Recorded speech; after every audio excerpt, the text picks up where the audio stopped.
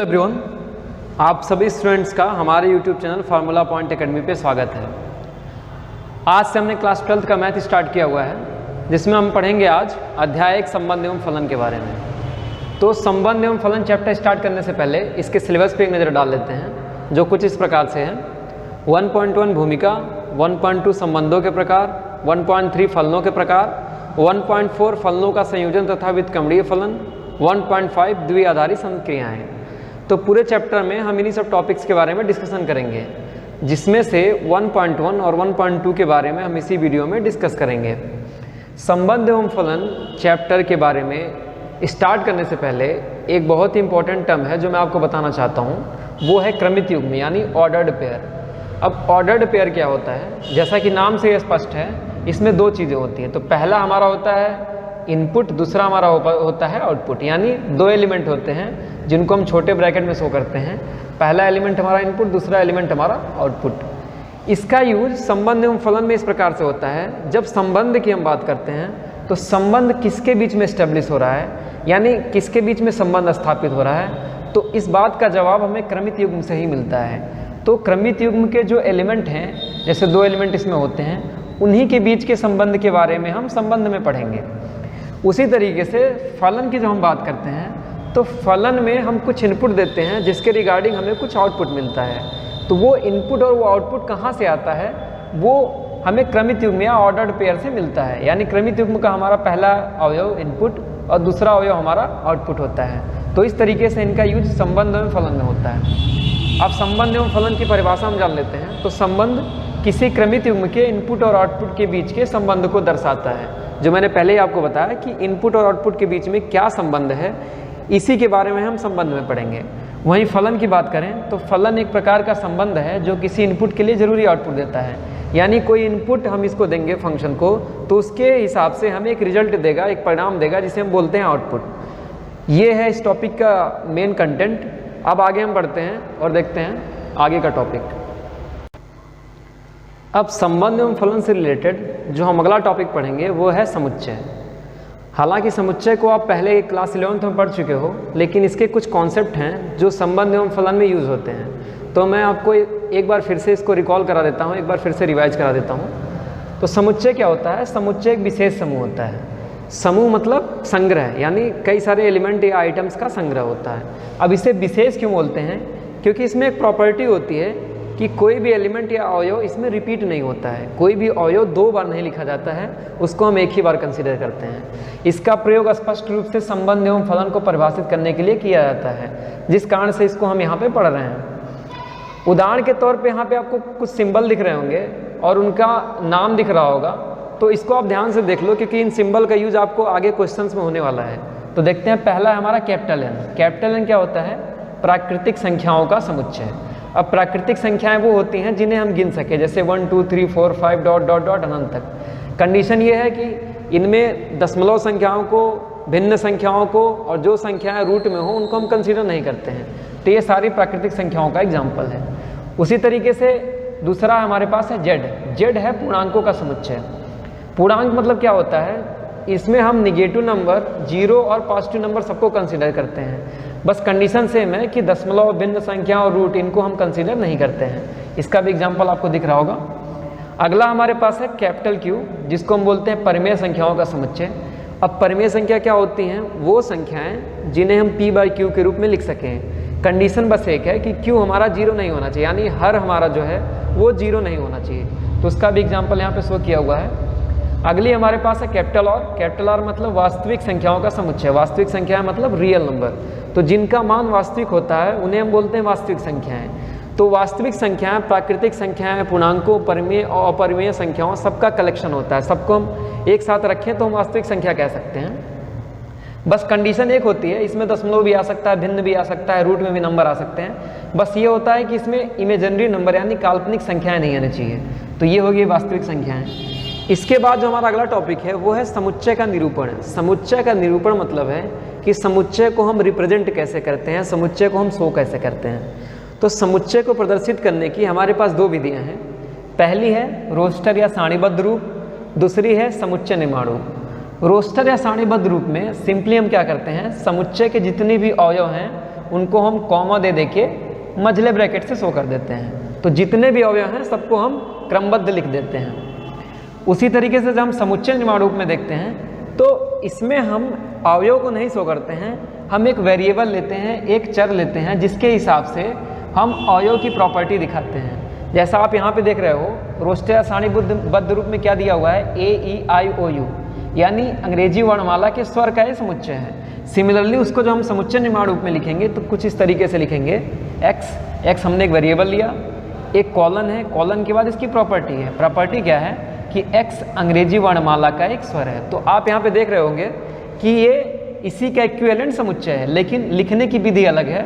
इसमें हमने रोस्टर विधि का उपयोग किया है, इसमें हमने समुच्चय निर्माण विधि का उपयोग किया है। अब इसके रिगार्डिंग एक एग्जाम्पल देखते हैं जिससे हम आसानी से समझ सकते हैं। सपोज करिए आपको बोला गया कि प्राकृतिक संख्याओं का समुच्चय लिखो। तो पहले आप गए रोस्टर विधि में। रोस्टर विधि में आपने लिखा n बराबर 1 2 3 डॉट डॉट डॉट। क्योंकि ये संख्याएं, प्राकृतिक संख्याएं कहाँ खत्म होती हैं हमें नहीं पता, तो इनके सारे अवयव को हम क्रमबद्ध लिख नहीं सकते हैं, इसलिए हम डॉट डॉट डॉट लगा के छोड़ दिए हैं कि ये संख्या अभी इसके अंदर सारी संख्या आ गई हैं डॉट डॉट डॉट लगाने से। लेकिन जब इसको हम समुच्चय निर्माण रूप में लिखेंगे तो हम कुछ इस तरीके से लिखेंगे, n बराबर x, हमने एक वेरिएबल ले लिया, x की प्रॉपर्टी क्या है, x एक प्राकृत संख्या है। अब आप यहाँ पे एक चीज़ नोटिस कर रहे होंगे कि जब हमने प्राकृतिक संख्याओं का समुच्चय रोस्टर विधि से लिखा तो क्लियरली सारे एलिमेंट हम नहीं लिख पाए, यहाँ पे शो नहीं कर पाए। लेकिन जब उसको समुच्चय निर्माण रूप में हमने लिखा तो हमने एक हिंट दे दिया, एक प्रॉपर्टी बता दिया कि x एक प्राकृतिक संख्या है। इससे आपको पता चल जाएगा कि ये प्राकृतिक संख्याओं का समुच्चय है। तो इसलिए कई सारे केस में हमारा समुच्चय निर्माण रूप बेस्ट होता है समुच्चय को प्रदर्शित करने के लिए। और आपका जो चैप्टर है संबंध एवं फलन, इसमें भी आपको समुच्चय निर्माण रूप का ही यूज दिखेगा हर जगह। तो ये था आपका समुच्चय का कॉन्सेप्ट। अब इसके आगे हम देखते हैं कि हमारा मेन कंटेंट क्या है, यानी संबंध के बारे में हम पढ़ेंगे। तो अब हम पढ़ते हैं संबंध के बारे में। संबंध का डेफिनेशन, संबंध की परिभाषा पहले मैं आपको बता चुका हूँ कि किसी क्रमित युग्म के इनपुट और आउटपुट के बीच के संबंध को ही हम संबंध कहते हैं। अब हम देख लेते हैं कि संबंध का निरूपण कैसे होता है। निरूपण मतलब संबंध को हम रिप्रेजेंट कैसे करते हैं, कैसे शो करते हैं। तो सपोज करिए हमारे पास कोई क्रमित युग्म है जिसके एलिमेंट हैं a और b। ये क्रमित युग्म के एलिमेंट हैं, इनके पास कोई रिलेशन है या किसी रिलेशन में बंधे हुए हैं। ये रिलेशन कुछ भी हो सकता है। तो उस आधार पे अगर हमें शो करना हो कि ये दोनों रिलेशन में है, a और b किसी रिलेशन में है, किसी संबंध में है, तो हम कुछ इस तरीके से शो करेंगे, a कैपिटल R b। यानी जहाँ भी लिखा हुआ है, जहाँ पे क्रमित युग्म के दो एलिमेंट हो और बीच में R सिंबल हो, तो आपको पता लग जाएगा कि यह एक संबंध बता रहा है, एक संबंध प्रदर्शित कर रहा है। इसके बाद हम देखते हैं संबंधों के प्रकार, यानी कितने प्रकार के संबंध हैं। आपके जो क्वेश्चन मिलेंगे आने वाले प्रश्नावली में वो सारे इसी पे बेस्ड होंगे, तो इनको आप ध्यान से देखिए। पहला है हमारा रिक्त संबंध। रिक्त मतलब एम्प्टी रिलेशन। अब रिक्त संबंध नाम से स्पष्ट हो रहा है कि इसमें कोई भी अवयव नहीं होते हैं। एक एग्जाम्पल यहाँ पे लिया है हमने, जैसे देखते हैं। पहला हमारे पास क्रमित युग्म है a और b, जो क्या है, नेचुरल नंबर है। यानी a और b किस तरीके के नंबर है, 1 2 3 4 डॉट डॉट इस तरीके के नंबर हैं, ठीक है। इनका जो संबंध दिया हुआ है वो इस प्रकार से है, a और b, इनके बीच जो संबंध है a plus b is less than 0। अब a plus b is less than 0। अब इसमें से आप कोई भी नंबर चुनोगे, सपोज करो आपने चुन लिया 1 को a, 3 को b, तो 1 प्लस 3 क्या आएगा, 4 आएगा, जो ग्रेटर देन 0 है। इस तरीके से a और b आप कुछ भी चुनोगे इसमें से, क्योंकि ये सारी पॉजिटिव नंबर हैं और 1 या 1 से ज़्यादा हैं, तो कोई भी दो नंबर चुनोगे तो उनका प्लस करने पे हमें 0 से ज़्यादा ही वैल्यू मिलेगी। लेकिन ये क्या कह रहा है कि a plus be less than 0, यानी 0 से कम है। तो इस तरीके से समुच्चय के कोई भी अवयव इस संबंध को सेटिस्फाई नहीं करते हैं, तो हम कह सकते हैं कि यह कौन सा संबंध है, यह एक रिक्त संबंध है। दूसरा हम देखते हैं सार्वत्रिक संबंध। सार्वत्रिक संबंध यानी यूनिवर्सल, जो हर एक एलिमेंट पे लागू हो, जो हर एक अवयव पे लागू होता है। इसको हम ऐसे समझते हैं, सपोज करिए सेम है हमारे पास क्रमित युग्म a b है, जिसका वैल्यू दिया हुआ है कि नेचुरल नंबर है, मतलब 1 2 3 4 डॉट डॉट डॉट इस तरीके से नेचुरल नंबर है। इनके बीच में संबंध क्या है कि a plus b is greater than 0। a plus b की वैल्यू 0 से ज़्यादा है। अब पहले ही आप देख चुके हो कि इसमें से कोई भी अवयव आप उठाओगे, दो अवयव, उनका जब एडिशन करोगे, उनका जब प्लस करोगे तो हमेशा 0 से ज़्यादा वैल्यू मिलेगी, जो इस केस में सेटिस्फाई नहीं हो रही थी। लेकिन यहाँ पे ये संबंध ही दिया हुआ है कि 0 से ज़्यादा है, तो इसलिए इसमें से आप कोई भी अवयव उठा लोगे, हर एक अवयव के लिए यह संबंध सेटिस्फाई होता है, यानी किसी भी एलिमेंट के ऊपर यह संबंध लागू हो सकता है। तो इसलिए कहेंगे यह एक सार्वत्रिक संबंध है जो सब पे लागू होता है। अगला हम देखते हैं स्वतुल्य संबंध। स्वतुल्य, जैसा कि नाम से स्पष्ट हो रहा है कि स्वतुल्य मतलब खुद से तुलना, खुद के बराबर। तो इस केस हम इसको इस तरीके से समझते हैं। मान लीजिए स्मॉल ए कोई अवयव है जो समुच्चय ए का अवयव है, कैपिटल ए का अवयव कोई स्मॉल ए है, तो उसके लिए अगर कोई क्रमित युग्म इस प्रकार है कि जिसमें इनपुट भी वही एलिमेंट है, जो हमारा अवयव था वही हमारा इनपुट भी है और वही अवयव हमारा आउटपुट भी है, तो इस प्रकार का रिलेशन अगर हमें मिलता है तो हम कहते हैं यह एक स्वतुल्य संबंध है। इसको हम एग्जाम्पल से समझते हैं। सपोज करिए आपके पास समुच्चय कोई है a बराबर 1, 2, तो इसमें कौन कौन से अवयव हैं? इसमें 1 और 2 दोनों समुच्चय a से बिलोंग करते हैं, दोनों समुच्चय a के अवयव हैं। अब इसके लिए अगर हमें कोई संबंध इस प्रकार मिलता है, संबंध इस प्रकार से है कि 1 के लिए हमारा क्या होना चाहिए? 1,1। पहले मैंने आपको बताया कि जो अवयव है वही इनपुट और आउटपुट भी होना चाहिए। सिमिलरली 2 के लिए क्या होना चाहिए? 2,2। तो इस तरीके से अगर समुच्चय के सारे अवयव इस संबंध को स्थापित करते हैं, इस संबंध को सेटिस्फाई करते हैं, तो हम उसे बोलेंगे यह एक स्वतुल्य संबंध है। अगला एग्जाम्पल हम देखते हैं सममित संबंध का। अब सममित संबंध कुछ इस प्रकार से है कि यदि हमारे पास कोई समुच्चय है कैपिटल ए जिसके अवयव है ए बी, इससे ज़्यादा अवयव भी हो सकते हैं लेकिन हम यहाँ पे 2 अवयव लेके सेटिस्फाई करते हैं, तो हमारे पास समुच्चय ए है जिसके अवयव हैं ए बी, वो कुछ इस प्रकार से हैं कि उनके लिए एक संबंध दिया हुआ है a, b, यानी कोई संबंध a, b पहले से दिया हुआ है। तो यदि उसका जस्ट अपोजिट b, a भी हमें उस संबंध में मिलता है तो हम कहेंगे यह एक सममित संबंध है। इसी को हम देखते हैं एग्जाम्पल से। सपोज करिए सेम एग्जाम्पल है आपके पास a बराबर 1, 2। अब हमारे पास कोई रिलेशन है R जिसमें हमारे पास 1 और 2 ये एक रिलेशन दिया हुआ है, तो अगर इसका जस्ट अपोजिट भी हमारे पास कोई रिलेशन यानी 2,1 भी है तो हम कहेंगे यह एक सममित संबंध है। तो इस प्रकार से हम चेक करते हैं कि कोई संबंध सममित है कि नहीं। ठीक है, अगला हम देखते हैं संक्रामक संबंध। संक्रामक संबंध क्या होता है? सपोज करिए आपके पास 3 एलिमेंट हैं A, B, C, इससे ज़्यादा भी हो सकते हैं लेकिन हम यहाँ पे 3 कंसिडर करेंगे। तो A, B, C एलिमेंट हैं किसी समुच्चय कैपिटल A के, उसके लिए अगर हमारे पास A भी है और B, C भी है, कोई संबंध A भी मौजूद है और B, C भी मौजूद है, तो हमें एक संबंध A, C भी प्राप्त होना चाहिए। संक्रामक का अर्थ क्या होता है? संक्रामक मतलब जो एक दूसरे से जुड़े होते हैं, जो एक दूसरे में फैलता है। ठीक है, तो उस तरीके से अगर A भी है B, C है तो हमारे पास A, C भी होना चाहिए। इसको हम एग्जाम्पल से समझते हैं। सपोज करिए हमारे पास कोई समुच्चय है A बराबर 1, 2, 3। इसके लिए कोई रिलेशन दिया हुआ है जो इस प्रकार से है 1, 2 और 2, 3, ये हमारे पास पहले से मौजूद है। तो मैंने आपको बताया था कि अगर A भी हमारे पास है और B, C हमारे पास है तो A, C होना चाहिए।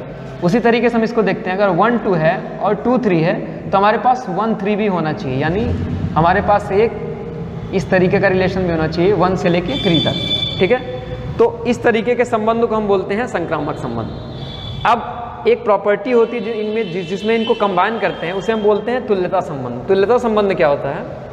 कोई ऐसा संबंध जो स्वतुल्य भी हो, सममित भी हो और संक्रामक भी हो, यानी जिसमें तीनों की प्रॉपर्टी हो, तो उसे हम बोलते हैं तुल्यता संबंध है। तो हमने संबंधों के प्रकार के बारे में देख लिया। अब हम इसके 1-2 एग्जाम्पल सॉल्व करते हैं जिससे हमें क्लियर हो जाएगा कि संबंधों के प्रकार हमें कैसे चेक करने हैं। तो एग्जाम्पल देखते हैं। पहला एग्जाम्पल है, सिद्ध कीजिए कि समुच्चय A, B, C में R बराबर A, B, B, C, C, A, B और B, C द्वारा प्रदत्त संबंध स्वतुल्य है परंतु ना तो सममित है और ना संक्रामक है। अब इस तरह के जब एग्जाम्पल आपको मिलेंगे तो इसको सॉल्व करने का एक तरीका आपको पहले तो दिया हुआ है, इसमें हमें प्रूव करना है कि यह एक स्वतुल्य है पर सममित और संक्रामक नहीं है। तो पहले हम प्रूव करते हैं स्वतुल्य कैसे है। सिंपली हम लिखेंगे स्वतुल्य और हम स्वतुल्य की प्रॉपर्टी इसमें लगाएंगे। अब स्वतुल्य की प्रॉपर्टी मैंने आपको क्या बताया था कि जितने भी समुच्चय में अवयव हैं उनके लिए अगर कोई ऐसा रिलेशन है कि उसके हमें ऐसे क्रमित युग्म प्राप्त होते हैं जिनमें इनपुट और आउटपुट दोनों वही अवयव होते हैं, तो हम उसे बोलते हैं स्वतुल्य। या इसको क्लियरली ऐसे समझिए कि हमारे पास समुच्चय मान लीजिए इसको हम नाम देते हैं ए, तो ए बराबर ए कॉमा बी कॉमा सी है। तो हमने मान लिया कि ए बराबर ए बी सी है, तो ए कॉमा बी कॉमा सी ये किसके अवयव हैं? ये कैपिटल ए के अवयव हो गए। अब इसके लिए हमें संबंध क्या होना चाहिए? अगर ए बी सी तीनों कैपिटल ए के अवयव हैं तो हमें एक संबंध मिलना चाहिए जो कुछ इस प्रकार से हो, जिसमें ए कॉमा ए भी हो, बी कॉमा बी भी हो और सी कॉमा सी भी हो। यानी ये सारे हमारे रिलेशन में होने चाहिए, किसी रिलेशन में होने चाहिए। ठीक है, तो अगर हम इसमें चेक करते हैं तो हमें ए कॉमा ए भी मिलेगा, बी कॉमा बी भी मिलेगा और सी कॉमा सी भी मिलेगा। तो इस तरीके से हम कह सकते हैं कि यह एक स्वतुल्य संबंध है। अगला हम देखते हैं कि यह सममित है कि नहीं, सममित है कि नहीं। तो सममित कैसे हम चेक करते हैं? सममित में हमने आपको बताया था कि पहले जो हमारे पास ऑलरेडी रिलेशन में अवयव हैं उनका जस्ट अपोजिट रिवर्स ऑर्डर अगर हमारे पास मौजूद होता है तो हम उसे बोलते हैं कि वह एक सममित संबंध है। अब यहाँ पे ये तीनों तो स्वतुल्य प्रॉपर्टी होल्ड करते हैं। हम चेक करते हैं ए बी और बी सी। आपको दिख रहा होगा कि ए बी एक रिलेशन में है, उसी तरीके से बी सी भी एक रिलेशन में है। अब इसके लिए हमारे पास ए बी है तो इसका जस्ट अपोजिट हमें बी ए मिलना चाहिए था एक रिलेशन, जो कि यहाँ पे नहीं है, यानी बी ए रिलेशन में नहीं है। उसी तरीके से बी सी है तो इसके लिए just opposite c comma b भी होना चाहिए था, जो सी कॉमा बी भी यहाँ पे नहीं है। यानी ये सममित की प्रॉपर्टी होल्ड नहीं करता है, सममित संबंध का जो भी रिक्वायरमेंट है वो सेटिस्फाई नहीं करता है। तो हम कह सकते हैं कि ये एक सममित संबंध में नहीं है। अगला हम देखते हैं कि यह संक्रामक है कि नहीं।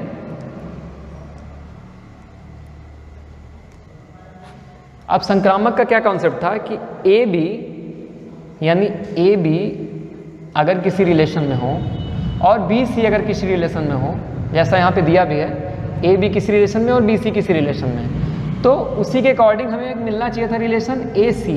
अगर ये संक्रामक की प्रॉपर्टी होल्ड करता है तो ए बी बी सी के हिसाब से हमें एक ए सी मिलना चाहिए था, ए कॉमा सी, जो कि यहाँ पे नहीं है। आप देख सकते हो ए कॉमा सी जैसा कोई एलिमेंट नहीं है। तो हम कह सकते हैं ए कॉमा सी हमारा रिलेशन में नहीं है, तो इसलिए यह संक्रामक संबंध नहीं है। तो इस तरीके से हम जो भी इस तरह के क्वेश्चन आएंगे उनको सॉल्व करेंगे। अगला एग्जाम्पल देखते हैं हम।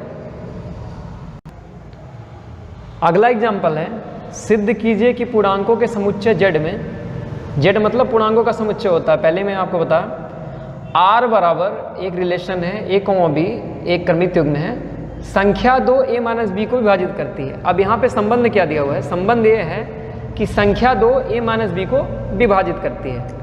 अब हमें प्रूव करना है कि यह एक तुल्यता संबंध है। तुल्यता संबंध कब होता है? जब कोई भी संबंध सममित, स्वतुल्य और संक्रामक यानी तीनों प्रॉपर्टी होल्ड करता है तो हम बोलते हैं वह एक तुल्यता संबंध है।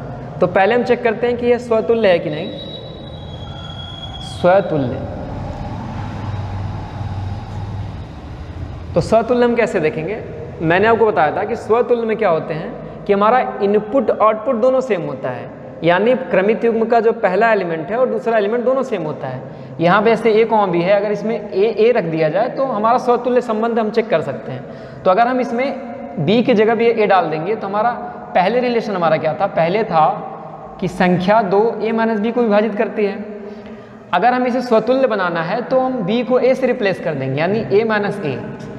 अब देखेंगे a माइनस ए 2 से विभाजित होता है कि नहीं। तो a माइनस ए बराबर क्या होता है? 0। 0 2 से पूरी तरीके से विभाजित है, क्योंकि 0 को हर संख्या विभाजित कर सकती है। तो उस तरीके से a माइनस बी भी 2 से विभाजित हो रहा था, और जब मैंने b की जगह पे a डाला तो 0 भी 2 से विभाजित हो रहा है, यानी जो रिजल्ट प्राप्त हुआ वो भी 2 से विभाजित हो रहा है। तो ये स्वतुल्य की प्रॉपर्टी होल्ड कर रहा है, तो हम बोलेंगे यह एक स्वतुल्य संबंध है। अगला हम चेक करते हैं संक्रामक है कि नहीं, सममित है कि नहीं, चेक करते हैं। तो सममित हम कैसे चेक करेंगे? सममित में रिवर्स ऑर्डर हमारे पास होना चाहिए। अगर हमारे पास कोई रिलेशन है ए बी में तो हमें बी कॉमा ए में, यानी उल्टा उसका होना चाहिए। तो अगर हम इसको ए बी को बी कॉमा ए से रिप्लेस कर दूं तो क्या हो जाएगा? ए माइनस बी माइनस ए हो जाएगा। तो पहले हमारा क्या था? ए माइनस बी संख्या 2 से विभाजित होती है। जब हम इसको सममित की तरह चेक करेंगे तो हम क्या कर देंगे? बी माइनस ए। अब हम चेक करेंगे कि संख्या 2 से विभाजित होती है कि नहीं। तो बी माइनस ए को हम क्या लिख सकते हैं? माइनस ए माइनस बी अपॉन 2, यानी फिर से ए माइनस बी हमें प्राप्त हो गया, बस एक माइनस है हमारे पास। तो 2 ए माइनस बी को विभाजित करती है तो 2 माइनस ए माइनस बी को विभाजित करेगी।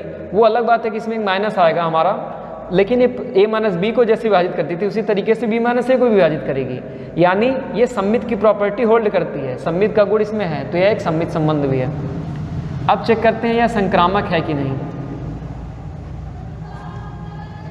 संक्रामक हम कैसे चेक करते हैं? संक्रामक के लिए क्या कॉन्सेप्ट है, अगर ए बी रिलेशन में है, बी सी रिलेशन में है तो ए सी एक रिलेशन हमें मिलना चाहिए। तो ए बी हमारा पहले से रिलेशन दिया हुआ है कि ए माइनस बी को संख्या 2 विभाजित करती है, उसी तरीके से हम मान लेते हैं कि बी माइनस सी को भी संख्या 2 विभाजित करती है। ये दो संबंध अगर हमारे पास हैं तो इसके रिगार्डिंग हमारे पास ए माइनस सी भी एक संबंध होना चाहिए। तो हम चेक करते हैं कि ए माइनस सी संख्या 2 से विभाजित होता है कि नहीं। तो ए माइनस सी संख्या 2 से विभाजित होता है कि नहीं, इसको कैसे चेक करेंगे? ए माइनस सी को हम लिख सकते हैं A minus B plus B minus C upon 2। जब इसको आप सिंप्लीफाई करोगे तो बी से बी कट के ए माइनस सी आ जाएगा। अब यहाँ पे आपको पता है कि ए माइनस बी पहले ही 2 से विभाजित होता है और बी माइनस सी ये भी 2 से विभाजित होता है। तो इस तरीके से जब ए माइनस सी को हम इस तरीके से लिखते हैं तो ये भी 2 से विभाजित होगा, यानी ये संक्रामक की भी प्रॉपर्टी होल्ड करता है। इस तरीके से जब यह संबंध स्वतुल्य भी है, सममित भी है और संक्रामक भी है तो हम कह सकते हैं कि यह एक तुल्यता संबंध है, तुल्यता संबंध है। तो हमने संबंध एवं फलन में 1.1 प्रश्नावली के जितने भी कॉन्सेप्ट थे उसको देख लिया, उसके रिगार्डिंग एक दो एग्जाम्पल भी सॉल्व कर लिया।